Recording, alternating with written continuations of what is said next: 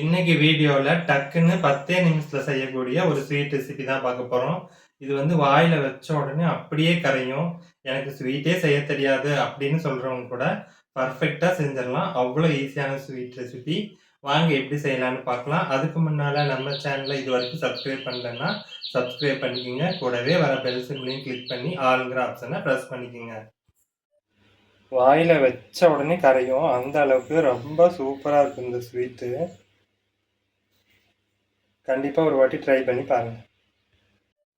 வணக்கம், என் பேர் Jayapal Raju. Welcome to Mettur multi craft channel. First இந்த ரெசிபி பண்ணுறதுக்கு அடுப்பில் ஒரு ஃபேன் வச்சுக்கலாம். இதில் 3 ஸ்பூன் அளவுக்கு நாம் எண்ணெய் சேர்த்துக்கலாம். நான் வந்து சன்ஃப்ளவர் ஆயில் தான் சேர்க்குறேன். அடுத்தது இது கூட நான் மெல்ட் பண்ண நெய் சேர்க்குறேன். அதுவும் 3 ஸ்பூன் அளவுக்கு சேர்க்குறேன். நீங்கள் வந்து ஃபுல் அண்ட் ஃபுல் நெய்லையும் செய்யலாம், இல்லை இந்த மாதிரி பாதி நெய் பாதி எண்ணெய்லையும் செய்யலாம். டேஸ்ட்டாக இருக்கும். இப்போ எண்ணெய் நெய் நல்லா சூடாயிடுச்சு. இதில் சரியாக அரை கப் அளவுக்கு நான் கடலை மாவு எடுத்துருக்கிறேன். நான் வந்து மெஷரிங் கப்பில் தான் எடுத்திருக்கேன். நீங்கள் எதில் வேணாலும் எடுத்துக்கலாம். அளவுக்காக நீங்கள் வீட்டில் இருக்க எந்த பாத்திரத்தில் வேணாலும் பயன்படுத்திக்கலாம். இப்போ வந்து அடுப்பை வந்து நல்லா சிம்மில் வச்சுட்டு இதில் நல்லா கலந்து விட்டுட்டே இருக்கணும். கட்டி எதுவும் விழுகாத மாதிரி நல்லா இந்த மாதிரி ப்ரெஸ் பண்ணி கலந்து விட்டுக்கிட்டே வாங்க. இப்போ பாருங்கள், கட்டி எதுவும் விழுகாது. அது எப்படியே நம்ம இது நிறம் மாறி வரணும். நல்லா வறுபட்டு கமன்னு வாசம் வரும். அது வரைக்கும் நம்ம சிம்லேயே வச்சு இது நல்லா வறுத்துக்கலாம். இதுக்கு அப்படியே கண்டிப்பாக ஒரு 3 நிமிஷமாவது ஆகும். அடுப்பை சிம்லேயே வச்சு இந்த மாதிரி கலந்து கொடுக்கலாம். அடுத்ததாக இன்னொரு அடுப்பில் நாம் வைக்கிறதுக்காக மாவு எடுத்த அதே கப்பில் 3/4 கப் அளவுக்கு நான் தண்ணி சேர்க்குறேன். இது வந்து சிம்லேயே வச்சு இது நல்லா கொதிக்க வச்சு எடுத்துக்கலாம்.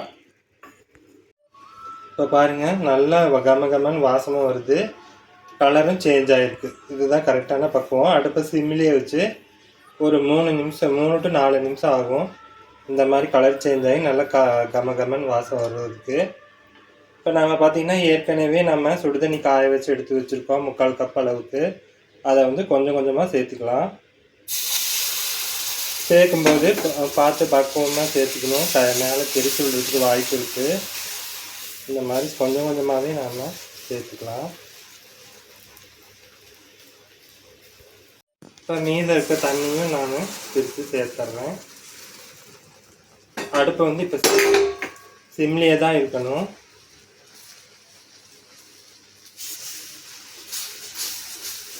தண்ணி விட்டதுமே கெட்டி ஆகிறதுக்கு ஸ்டார்ட் ஆகிடும். அடுப்பை சிம்மில் வச்சுக்கோங்க.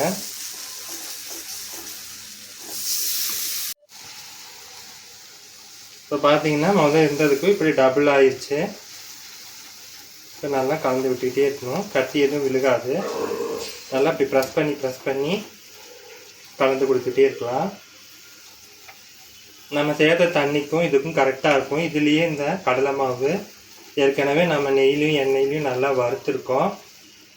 இந்த 3/4 கப் அளவுக்கு தண்ணியிலே இது நல்லா வெந்து வரும்.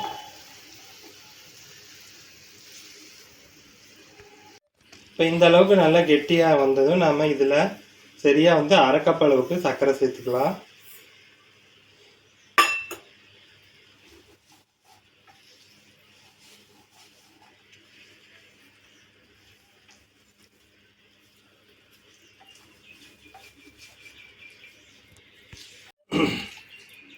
இப்போ நல்லா இது சர்க்கரை சேர்த்தோட நல்லா இலகி வரும்.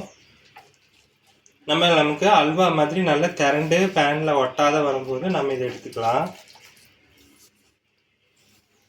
நீங்கள் சர்க்கரைக்கு பதிலாக வெல்லம், நாட்டு சர்க்கரை கூட யூஸ் பண்ணிக்கலாம். ரொம்பவே நல்லாயிருக்கும்.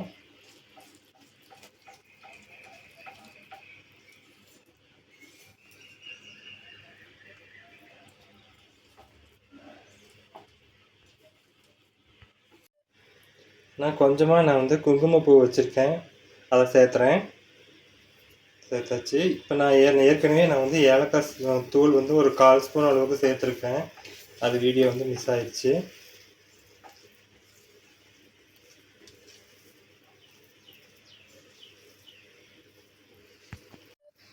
அவ்வளோதாங்க, ஸ்வீட் ரெடி ஆயிடுச்சு. பாருங்கள், ஃபேனில் எதுலேயும் ஒட்டலை. நீங்கள் இந்த டைமில் 1 ஸ்பூன் அளவுக்கு நெய் சேர்க்கறதுனாலும் சேர்த்துக்கலாம், அவசியம் இல்லை. ஆனால் நான் எதுவும் சேர்க்கல. நீங்கள் நெய் ரொம்ப பிடிக்கும் அப்படிங்கிறவங்க இந்த ஸ்டேஜில் 1 ஸ்பூன் அளவுக்கு நெய் சேர்த்துட்டு எல்லாம் கலந்துட்டு நீங்கள் எடுத்து பரிமாறலாம். இது சாப்பிட்றதுக்கு அவ்வளோ டேஸ்ட்டாக இருக்கும். அவ்வளோதான், நம்ம ஸ்டவ் ஆஃப் பண்ணிவிட்டு இதை இறக்கிடலாம். பாருங்கள், ஃபேன் விட்டு ஒட்டி நல்லா ஒட்டாமல் திரண்டு வருது. இதுதான் பக்குவம். இப்போ ஸ்டவ் ஆஃப் பண்ணிவிட்டு நாம் இதை பரிமாறிடலாம். அவ்வளோதான்ப்பா, செம குயிக்காக சூப்பராக நம்ம இந்த ஸ்வீட்டு செஞ்சிட்டோம். வாயில் வச்ச உடனே அப்படி கரையும். எல்லாருக்குமே ரொம்ப பிடிக்கும். எனக்கு எந்த ஸ்வீட்டுமே செய்ய தெரியாது அப்படின்னு சொல்கிறவங்க கூட பர்ஃபெக்டாக இந்த ஸ்வீட்டை செஞ்சுருவாங்க. டீ போடுற டைம் கூட ஆகாது. இப்போ நம்ம இதை சாப்பிட்டு பார்த்துடலாம். ரொம்ப சூப்பராக இருக்குங்க. வாயில் வச்ச உடனே அப்படி போகுது உள்ள.